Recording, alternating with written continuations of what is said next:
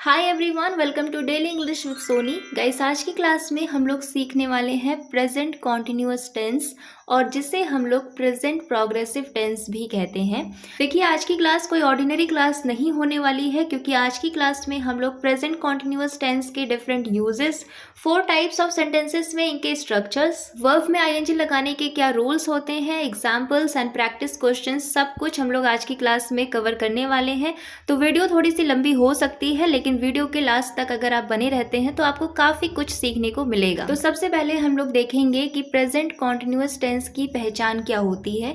मतलब हिंदी के वाक्य में ऐसे कौन कौन से सेंटेंसेस हैं जिन्हें देख के आप तुरंत समझ जाएंगे कि ये प्रेजेंट कॉन्टिन्यूअस टेंस के हैं। सो देखिए, अगर आपको हिंदी के वाक्य के अंत में रहा है, रही है, रहे हैं इस तरह के शब्द देखने को मिले तो आप समझ जाइएगा कि ये सेंटेंसेस हमारे प्रेजेंट कॉन्टिन्यूअस टेंस के हैं। फॉर एग्जाम्पल, मैं खाना खा रहा हूँ, वो टीवी देख रही है, तुम क्रिकेट खेल रहे हो, वो गाना गा रहा है। तो अब आप ध्यान से देखेंगे तो आपको समझ में आएगा कि इन सभी सेंटेंसेस के लास्ट में क्या आ रहा है, रहा हूँ, रही है, रहे हो, रहा है। तो ये सारे सेंटेंसेस हमारी कौन सी कैटेगरी में आएंगे?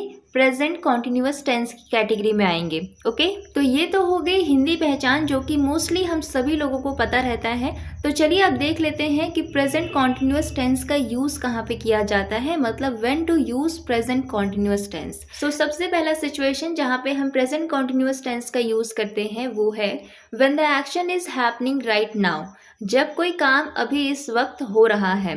देखिए, प्रेजेंट कॉन्टिन्यूअस टेंस का यूज हम लोग सबसे ज्यादा इसी केस में करते हैं जब कोई काम प्रेजेंट में चल रहा है। जैसे मैं बोल रही हूँ, आई एम स्पीकिंग। आप मेरी वीडियो देख रहे हैं, you are watching my video. आप मुझे सुन रहे हैं, you are listening to me. तो ये सारे काम क्या है, अभी इस वक्त यानी कि राइट नाउ प्रेजेंट में चल रहे हैं। तो इस केस में हम लोग प्रेजेंट कॉन्टिन्यूअस टेंस का यूज करेंगे। सेकेंड, इस टेंस का यूज हम लोग करते हैं when the action is temporary, मतलब जब कोई काम थोड़े समय के लिए चल रहा हो। जैसे he is living in Delhi these days, यानी कि वो इन दिनों दिल्ली में रह रहा है। अब देखिए, यहाँ पे लिखा गया है दीज डेज यानी कि इन दिनों। इसी से समझ में आता है कि ये काम टेम्पररी है। अगर हमें ये बोलना होता कि वो दिल्ली में रहता है तब तो ये काम परमानेंट होता ना, तो हम बोलते ही लिव्स इन दिल्ली। लेकिन हम यहाँ पे बोल रहे हैं he is living in Delhi these days, यानी कि ये काम परमानेंट नहीं है, अभी वो कुछ टाइम के लिए दिल्ली में रह रहा है। ठीक ऐसे ही ही is working on a new project, मतलब वो एक नए प्रोजेक्ट पे काम कर रहा है। अब एक बात बताइए, क्या वो उसी प्रोजेक्ट पे हमेशा काम करता रहेगा? नहीं ना। जब उसका वो प्रोजेक्ट कंप्लीट हो जाएगा तो वो किसी नए प्रोजेक्ट पे वर्क करना स्टार्ट करेगा। तो ये सारे काम क्या है, टेम्पररी हैं। तो ऐसे काम जो टेम्पररी हैं यानी कि हमेशा नहीं पर अभी कुछ समय तक चल रहे हैं, इस केस में भी हम लोग प्रेजेंट कॉन्टिन्यूअस टेंस का यूज करेंगे। नेक्स्ट देखिए, नेक्स्ट इसका यूज हम लोग करते हैं for actions that happen again and again, यानी कि ऐसे काम जो कि बार बार होते हैं। अब एक चीज़ यहाँ पे ध्यान दीजिएगा कि जब आप इसमें सेंटेंसेस को बनाएंगे तो वो सेंटेंसेस ऑलवेज, फॉरएवर, कॉन्स्टेंटली इस तरह के वर्ड्स के बिना नहीं बन सकते हैं। जैसे कि एग्जाम्पल देखिए, दे आर ऑलवेज फाइटिंग, यानी कि वे हमेशा लड़ते रहते हैं। यू आर कॉन्स्टेंटली कंप्लेनिंग, तुम लगातार शिकायत करते रहते हो। तो अब देखिए, जो लोग सिर्फ हिंदी पहचान में अटके रहते हैं ना, उनसे यहीं पे आके गलतियां होती हैं, क्योंकि वो ये सोचते हैं कि जब भी सेंटेंस के लास्ट में रहा है, रही है, रहे आएगा तो हम उसे प्रेजेंट कॉन्टिन्यूअस टेंस में बना देंगे। ठीक है, लेकिन अब मुझे ये बताइए कि क्या ये सेंटेंसेस आपको प्रेजेंट कॉन्टिन्यूअस टेंस के लग रहे हैं? इन सेंटेंसेस के लास्ट में देखिए क्या आ रहा है, रहते हैं, रहते हो। तो ये तो हमारे प्रेजेंट इंडेफिनिट टेंस के हैं ना, ता है, ती है, ये सब आते हैं। लेकिन इन सेंटेंसेस को हमने किस टेंस में बनाया है? प्रेजेंट कॉन्टिन्यूअस टेंस में। तो इसीलिए आप लोगों को सिर्फ हिंदी पहचान ही नहीं बल्कि यूजेस को सीखना भी बेहद इंपॉर्टेंट होता है, क्योंकि देखिए कुछ ऐसे सेंटेंसेस भी होते हैं जो होते हैं प्रेजेंट इंडेफिनिट के, लेकिन वो बनते हैं प्रेजेंट कॉन्टिन्यूअस में। एंड सिमिलरली कुछ ऐसे सेंटेंसेस भी हैं जो कि है प्रेजेंट कॉन्टिन्यूअस टेंस के, लेकिन वो बनेंगे प्रेजेंट इंडेफिनिट टेंस में। नेक्स्ट इसका यूज हम करते हैं फ्यूचर प्लान्स और अरेंजमेंट्स के लिए, यानी कि जब हम किसी फ्यूचर प्लान या डिसाइडेड अरेंजमेंट के बारे में बात करते हैं तो वहाँ भी हमें प्रेजेंट कॉन्टिन्यूअस टेंस का ही यूज़ करना होता है। जैसे they are getting married next month, वे अगले महीने शादी कर रहे हैं। अब देखिए ये काम जो है हमारा ये फ्यूचर का है, लेकिन क्योंकि ये फ्यूचर का प्लान हमारा फिक्स है, डिसाइडेड है, इसीलिए इसे हम कॉन्टिन्यूअस टेंस में बनाएंगे। Similarly we are living for Mumbai next week, हम अगले हफ्ते मुंबई जा रहे हैं। हम अभी तो नहीं जा रहे हैं, हम फ्यूचर में जाएंगे, लेकिन क्योंकि हमारा ये जो प्लान है ये फिक्स्ड है, अरेंज्ड है, इसलिए हम लोग इसे कॉन्टिन्यूअस टेंस में बनाएंगे। सो गाइस ये वो सारे सिचुएशंस हैं जहाँ पे आपको प्रेजेंट कॉन्टिन्यूअस टेंस का यूज़ करना होता है। आई होप आप लोगों को अच्छे से समझ में आ गया हो। तो चलिए अब देख लेते हैं कि प्रेजेंट कॉन्टिन्यूअस टेंस में सेंटेंसेस को किस तरह से बनाया जाता है। देखिए आज की क्लास में हम लोग 4 टाइप्स के सेंटेंसेस को बनाना सीखेंगे। पहला है अफर्मेटिव, दूसरा है नेगेटिव, तीसरा है interrogative and last one is negative interrogative. तो सबसे पहले हम लोग अफर्मेटिव सेंटेंसेस को बनाना सीखेंगे। देखिए अफर्मेटिव सेंटेंसेस को हम लोग हिंदी में बोलते हैं सकारात्मक वाक्य, यानी कि ऐसे वाक्य जिनमें नहीं का प्रयोग नहीं होता है और ना ही इनमें क्वेश्चन मार्क आता है। तो इस तरह के सेंटेंसेस को बनाने का स्ट्रक्चर होता है, सबसे पहले हम लिखते हैं सब्जेक्ट, उसके बाद इज़म मार में से कोई भी एक हेल्पिंग वर्ब सब्जेक्ट के अकॉर्डिंग, इसके बाद वर्ब की आईएनजी फॉर्म आपको लिखनी है एंड लास्ट में अगर आपके सेंटेंस में कोई ऑब्जेक्ट है तो आप उसे लिखेंगे। चलिए अब देख लेते हैं कि कौन से सब्जेक्ट के साथ आपको कौन सी हेल्पिंग वर्ब का यूज़ करना है। देखिए अगर आपका सब्जेक्ट आई है तो उसके साथ आप यूज़ करेंगे एम का। अगर आपका subject he, she, it, this, that या कोई भी सिंगुलर सब्जेक्ट है आपका, यानी कि किसी एक व्यक्ति या वस्तु की आप बात कर रहे हैं, तो तब आप इज का यूज़ करेंगे। और अगर आपका subject you, we, they, these, those या कोई भी प्लूरल सब्जेक्ट है, यानी कि 2 या 2 से ज़्यादा व्यक्तियों की अगर आप बात कर रहे हैं, तो वहाँ पे आपको आर का यूज़ कर लेना है। अब एग्जाम्पल्स करवाने से पहले मैं आप लोगों को वर्ब में आईएनजी लगाने के क्या रूल्स होते हैं वो बताऊंगी, क्योंकि देखिए मोस्टली लोग गलतियाँ यहीं पे करते हैं। आप लोग स्ट्रक्चर्स तो सही से यूज़ करते हैं, सही से सेंटेंस भी बनाते हैं प्रॉपर, लेकिन जो गलती आप करते हैं वो है स्पेलिंग में। जब आप वर्ब में आईएनजी लगाते हैं तो आपसे स्पेलिंग मिस्टेक्स काफ़ी ज़्यादा होते हैं, तो इसीलिए वर्ब में आईएनजी लगाने के क्या रूल्स होते हैं वो आप लोगों को पता होने चाहिए। तो देखिए सबसे पहला रूल है, जिन वर्ब्स का अंतिम अक्षर यानी कि लास्ट लेटर ई होता है उनमें ई हटाकर आईएनजी लगाते हैं। जैसे कि एग्जाम्पल्स देखिए, कम, टेक, राइट, मेक, डांस, इन सभी वर्ड्स के लास्ट में देखिए क्या आ रहा है, ई। तो अगर इन वर्ब्स में आपको आईएनजी लगानी है तो आप ई को हटाकर आईएनजी लगाएंगे। तो कम बन जाएगा कमिंग, टेक बन जाएगा टेकिंग, राइट बन जाएगा राइटिंग, मेक बन जाएगा मेकिंग एंड डांस बन जाएगा डांसिंग। लेकिन देखिए इस रूल में एक एक्सेप्शन है, यानी कि अगर आपका वर्ब डबल ई, वाई ई या ओ ई पर ख़त्म होता है तो आपको ई नहीं हटाना है, आप डायरेक्ट उसमें आईएनजी लगाएंगे। जैसे एग्जांपल्स देखिए, सी, एग्री, डाई, तो सी में डबल ई है ना, तो जब भी आईएनजी लगाएंगे तो ई को नहीं हटाएंगे, तो हम लिखेंगे सेइंग। एग्री में भी डबल ई है तो यहाँ पे भी ई नहीं हटाएंगे, तो एग्री बन जाएगा एग्रिंग। और डाई में देखिए वाई ई है लास्ट में, तो यहाँ पे भी हम लोग आईएनजी लगाते टाइम लास्ट का ई नहीं हटाएंगे, तो डाई बन जाता है डाइंग। रूल नंबर 2 है, अगर किसी वर्ब के अंत में एक वॉवेल प्लस एक कॉन्सोनेंट हो तो आखिरी कॉन्सोनेंट को डबल करके आईएनजी लगाते हैं। अब वॉवेल क्या होते हैं, देखिए इंग्लिश में 5 वॉवेल्स होते हैं, ए, ई, आई, ओ, यू। इनके अलावा जितने भी अल्फ़ाबेट्स होते हैं वो सभी हमारे कॉन्सोनेंट होते हैं।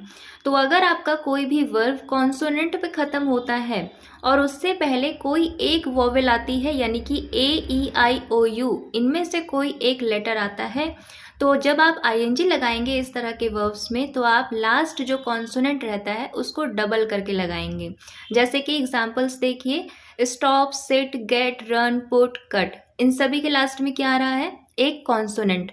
ध्यान से देखेंगे तो समझ में आएगा कि इन सभी कॉन्सोनेंट से पहले एक वॉवेल भी आ रहा है। तो जब आप इस पे आईएनजी लगाएंगे तो आपको क्या करना है, लास्ट में जो कॉन्सोनेंट लिखा गया है उसको डबल करके आईएनजी लगाना है। तो स्टॉप बन जाएगा स्टॉपिंग, सिट बन जाएगा सिटिंग, गेट बन जाएगा गेटिंग, रन बन जाएगा रनिंग, पुट बन जाएगा पुटिंग एंड कट बन जाएगा कटिंग। अब देखिए रूल नंबर 3 है, जिन वर्ब्स का अंत आई ई से होता है उनमें आई ई को वाई में बदल कर आईएनजी लगाएं। जैसे कि एग्जाम्पल देखिए, डाई, लाई एंड टाई। इन तीनों के लास्ट में क्या आ रहा है? आई ई। तो अगर आपको आईएनजी ऐड करना है तो आप आई ई को हटा के वाई लिखेंगे, उसके बाद आईएनजी लिखेंगे। तो डाई बन जाएगा डाइंग, लाई बन जाता है लाइंग एंड टाई बन जाता है टाइंग। नेक्स्ट रूल है, जिन वर्ब्स के लास्ट में वाई या डबल एल हो तो उन वर्ब्स में आईएनजी लगाते टाइम हम वाई या डबल एल को नहीं हटाते हैं। जैसे कि एग्जांपल्स देखिए, cry, tell, play, call, buy. तो इन सभी वर्ब्स के लास्ट में क्या आ रहा है? या तो वाई आ रहा है या फिर डबल एल। तो इनमें जब आप आईएनजी ऐड करेंगे तो आपको कुछ भी करने की ज़रूरत नहीं है, आप जस्ट आईएनजी को ऐड करेंगे, कुछ भी हटाने की ज़रूरत नहीं होती है। तो क्राई बन जाता है क्राइंग, टेल बन जाता है टेलिंग, प्ले बन जाता है प्लेइंग, कॉल बन जाता है कॉलिंग एंड बाय बन जाता है बाइंग। तो ये थे वर्ब्स में आईएनजी ऐड करने के कुछ रूल्स। चलिए अब देख लेते हैं अफर्मेटिव सेंटेंसेस के एग्जाम्पल्स। जैसे कि देखिए, पहला एग्जाम्पल है, मैं एक पत्र लिख रहा हूँ। तो आपका सेंटेंस बनेगा I am writing a letter. क्योंकि सब्जेक्ट यहाँ पे आई था तो इसीलिए हम लोगों ने हेल्पिंग वर्ब एम का यूज़ किया है। नेक्स्ट एग्जाम्पल देखिए, वो टीवी देख रही है। तो यहाँ पे आपका सेंटेंस बनेगा she is watching TV. Subject she है, यानी कि किसी एक लड़की की हम लोग बात कर रहे हैं, इसीलिए हम लोग इज़ का यूज़ करेंगे। तो सेंटेंस हो गया शी इज़ वॉचिंग टीवी। इसी तरह से वे क्रिकेट खेल रहे हैं, दे आर प्लेइंग क्रिकेट। अब क्योंकि हम यहाँ पे दो या दो से ज़्यादा लोगों की बात कर रहे हैं, सब्जेक्ट हमारा प्लूरल है, इसीलिए हम लोगों ने यहाँ पे आर का यूज़ किया है। रिया मसाले पीस रही है, Riya is grinding spices. So next हमारी टाइप है नेगेटिव सेंटेंसेस की। देखिए, नेगेटिव सेंटेंसेस को हम लोग हिंदी में कहते हैं नकारात्मक वाक्य, यानी कि ऐसे वाक्य जिनमें हम नहीं का प्रयोग करते हैं। तो इस तरह के सेंटेंसेस को बनाने का क्या स्ट्रक्चर होता है? देखिए, मैं आप लोगों को कोई नया स्ट्रक्चर नहीं दूंगी। इसके पहले हम लोगों ने जो अफर्मेटिव सेंटेंसेस में स्ट्रक्चर सीखा है, हम उसी का यूज़ करके यहाँ पे नेगेटिव सेंटेंस को बनाएंगे। देखिए, इसके पहले हम लोगों ने स्ट्रक्चर जो देखा वो क्या था? सबसे पहले हम सब्जेक्ट लिखेंगे, उसके बाद इज एम आर, उसके बाद वर्ब की आईएनजी फॉर्म और लास्ट में ऑब्जेक्ट। यही स्ट्रक्चर था ना?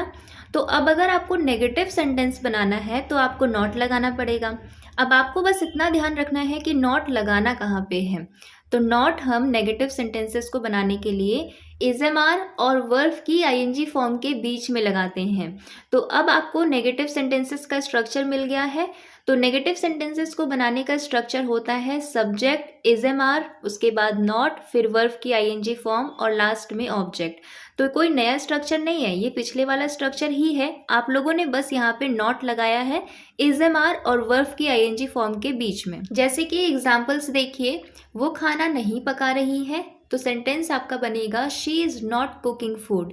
अब देखिए, ये सेंटेंस अगर सकारात्मक वाक्य यानी कि अफर्मेटिव सेंटेंस होता कि वो खाना पका रही है, तो हम सेंटेंस बनाते शी इज़ कुकिंग फूड। लेकिन क्योंकि ये नेगेटिव सेंटेंस है तो हमें नॉट लगाना पड़ेगा, तो इसीलिए हम लोगों ने इज़ के बाद नॉट लगाया है। ठीक है।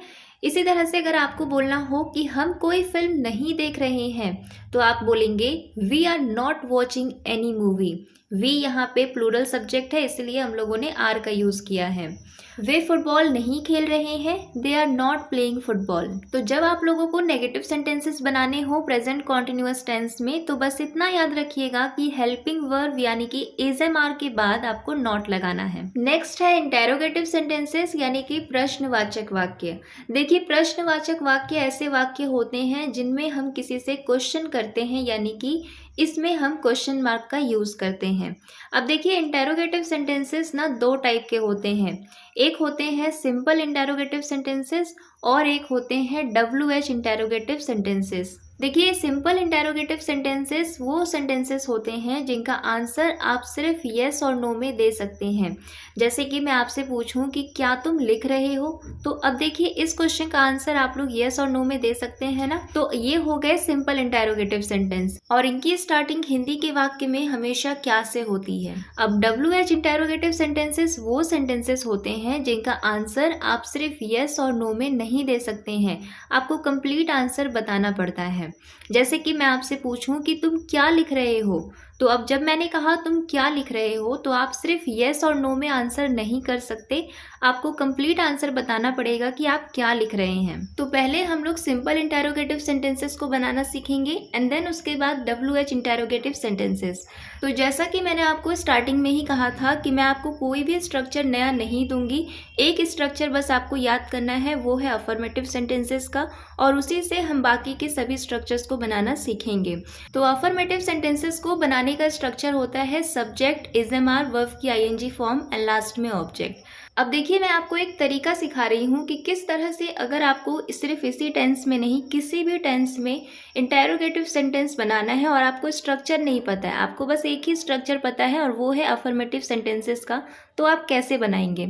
देखिए अफर्मेटिव सेंटेंसेस से अगर आपको इंटेरोगेटिव सेंटेंस बनाना है तो उसके लिए हम क्या करते हैं, हमारी जो भी हेल्पिंग वर्ब होती है उसे हम उठा के सब्जेक्ट से पहले लिखते हैं।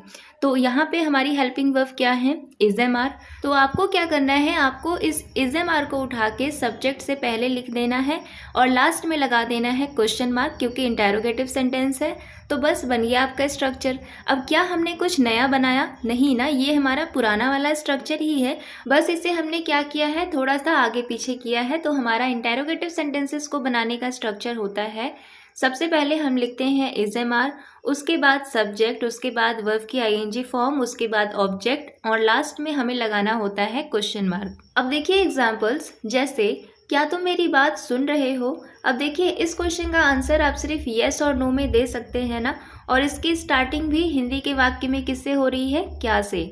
तो ये हमारे सिंपल इंटेरोगेटिव सेंटेंसेस वाली टाइप है। तो इसे बनाने के लिए हमें क्या करना होगा, सबसे पहले हेल्पिंग वर्ब लिखना होगा सब्जेक्ट से पहले। अब कौन सी हेल्पिंग वर्ब लगाएंगे ये तो सब्जेक्ट पे डिपेंड करता है।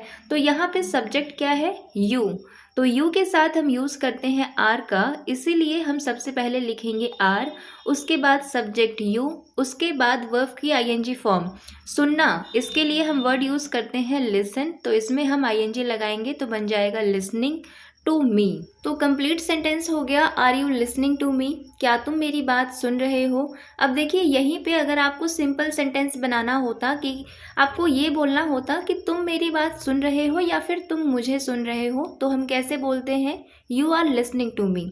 लेकिन क्योंकि अब हमें क्वेश्चन करना है तो हम इस आर को यू से पहले लिखेंगे, तो हमारा सेंटेंस बन जाता है are you listening to me. इसी तरह से अगर आपको क्वेश्चन करना हो कि क्या मैं तुम्हें परेशान कर रहा हूँ, तब इसको कैसे ट्रांसलेट करेंगे।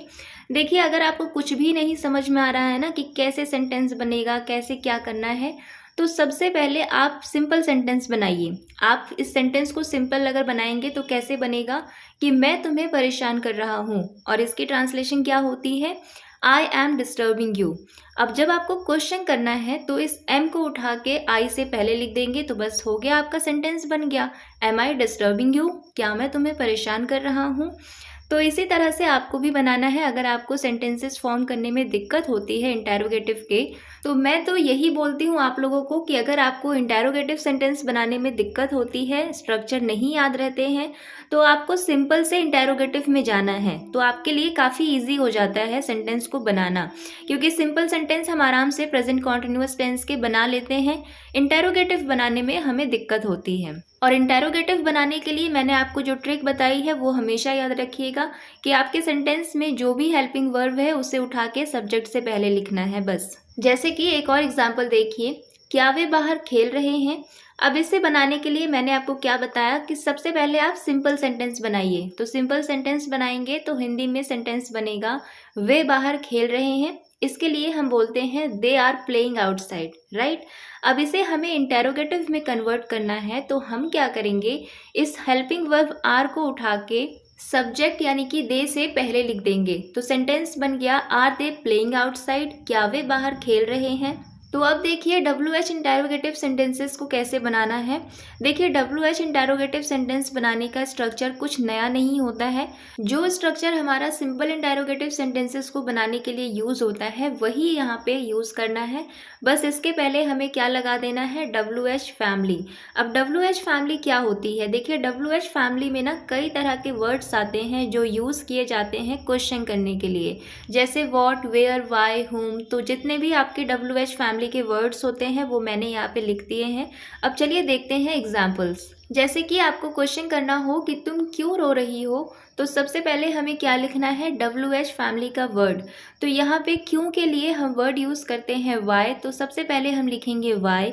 अब हमें लगानी है helping verb, is am are में से कोई भी एक हेल्पिंग वर्ब। अब क्योंकि यहाँ पे सब्जेक्ट यू है, यू के साथ हम आर का यूज़ करते हैं तो हम लिखेंगे आर। सब्जेक्ट है यू, इसके बाद वर्ब की आईएनजी फॉर्म यानी कि हम लिखेंगे क्राइंग। तो सेंटेंस आपका बन गया वाई आर यू क्राइंग, तुम क्यों रो रही हो। अब देखिए इस सेंटेंस को अगर आप यहाँ से स्टार्ट करेंगे तो आपको थोड़ा सा कॉम्प्लिकेटेड लग सकता है, लेकिन अगर आप अफर्मेटिव से स्टार्ट करेंगे तो आपको ईजी लगेगा। पहले सिंपल सेंटेंस बना के देखिए, तुम रो रही हो तो हम क्या बोलते हैं, यू आर क्राइंग। अब सिंपल इंटेरोगेटिव सेंटेंस बनाइए, क्या तुम रो रही हो, आर यू क्राइंग। अब WH इंटेरोगेटिव सेंटेंस बनाइए, तुम क्यों रो रही हो, वाई आर यू क्राइंग। तो अगर आपको क्वेश्चन करने में दिक्कत होती है, आपको इंटेरोगेटिव सेंटेंसेस को बनाने में दिक्कत होती है, तो आप बस एक बार इस तरीके से सेंटेंसेस को बनाकर देखिए, आप लोगों को कभी भी इंटेरोगेटिव सेंटेंसेस को बनाने में कोई दिक्कत नहीं आएगी। एक और एग्जांपल देखिए, वे कहाँ जा रहे हैं। अब जैसे कि मैंने आपको कहा कि पहले सिंपल सेंटेंस बनाइए, तो सिंपल सेंटेंस बनाएंगे तो सेंटेंस क्या बनता है, वे जा रहे हैं, दे आर गोइंग। क्या वे जा रहे हैं, आर दे गोइंग। वे कहाँ जा रहे हैं, where are they going. So I hope आप लोगों को इंटेरोगेटिव सेंटेंसेस अच्छे से समझ में आ गए हों। अब देखिए लास्ट हमारी टाइप होती है नेगेटिव इंटेरोगेटिव सेंटेंसेस, जिसे हम हिंदी में कहते हैं नकारात्मक प्रश्नवाचक वाक्य, यानी कि ऐसे वाक्य जिसमें हम नहीं और क्वेश्चन मार्क दोनों का यूज़ करते हैं। तो अब देखिए इसे बनाने का स्ट्रक्चर क्या होता है। देखिए मैंने आपको क्या सिखाया था कि अगर आपको नेगेटिव सेंटेंस बनाना है तो आपको नॉट लगाना पड़ेगा, और नॉट हम कहाँ लगाते हैं, इज एम आर और वर्ब की आईएनजी फॉर्म के बीच में। तो प्रेजेंट कॉन्टिन्यूअस टेंस में नेगेटिव सेंटेंसेस को बनाने का स्ट्रक्चर होता है subject, is am are, not, verb की आईएनजी फॉर्म एंड लास्ट में ऑब्जेक्ट। लेकिन ये तो सिर्फ नेगेटिव सेंटेंस का स्ट्रक्चर है, हमें क्या बनाना है, नेगेटिव प्लस इंटेरोगेटिव, मतलब कि हमें क्वेश्चन भी करना है। और इंटेरोगेटिव सेंटेंस बनाने के लिए मैंने आपको क्या सिखाया था कि हमारे सेंटेंस में जो भी हेल्पिंग वर्ब होती है उसे उठा के हम सब्जेक्ट से पहले लिखते हैं। तो यहाँ पे इज एम आर को उठा के हम सब्जेक्ट से पहले लिख देंगे और लास्ट में लगा देंगे क्वेश्चन मार्क। तो अब ये कंप्लीट आपको स्ट्रक्चर मिल गया है नेगेटिव इंटेरोगेटिव सेंटेंसेस का, जिसमें हम सबसे पहले लिखते हैं इज एम आर, उसके बाद सब्जेक्ट, उसके बाद नॉट, उसके बाद वर्ब की आईएनजी फॉर्म, लास्ट में ऑब्जेक्ट और सबसे लास्ट में लगाते हैं क्वेश्चन मार्क। अब एक चीज़ ध्यान रखिएगा कि ये सिंपल नेगेटिव इंटेरोगेटिव सेंटेंस है।